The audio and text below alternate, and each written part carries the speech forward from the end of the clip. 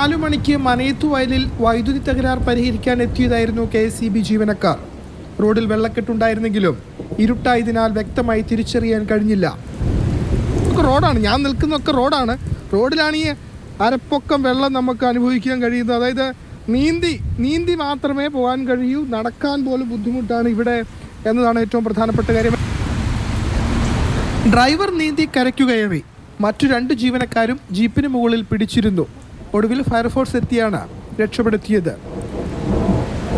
പുലർച്ചെ 5 മണിയോടുകൂടി കംപ്ലൈൻറ്റ് നോക്കാൻ വന്നതായിരുന്നു ഇവിടെ.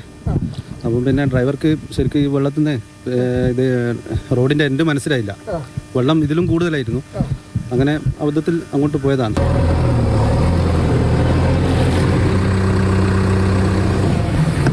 JCB ഉപയോഗിച്ച് കയർ കെട്ടി വലിച്ചാണ് ജീപ്പ് പുറത്തെടുത്തത്.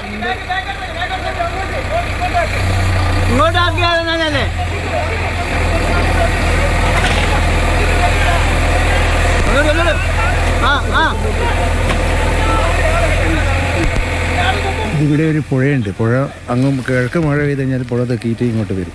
ഇത് പുഴ തെക്കി കഴിഞ്ഞാൽ പിന്നെ ഈ വെള്ളം ഇവിടെ നിന്നുള്ള വെള്ളം പിന്നെ പുഴക്കും പോവില്ല, ഇവിടെ തന്നെ കെട്ടിക്കിടക്കുക പതിവ്.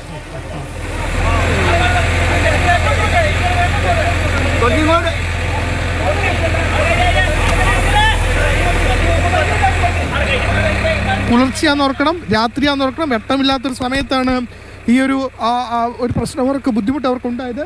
ഭാഗ്യം കൊണ്ട് അവർക്ക് നീന്തി രക്ഷപ്പെടാൻ കഴിഞ്ഞു. 3 ജീവനക്കാരുണ്ടായിരുന്നത്.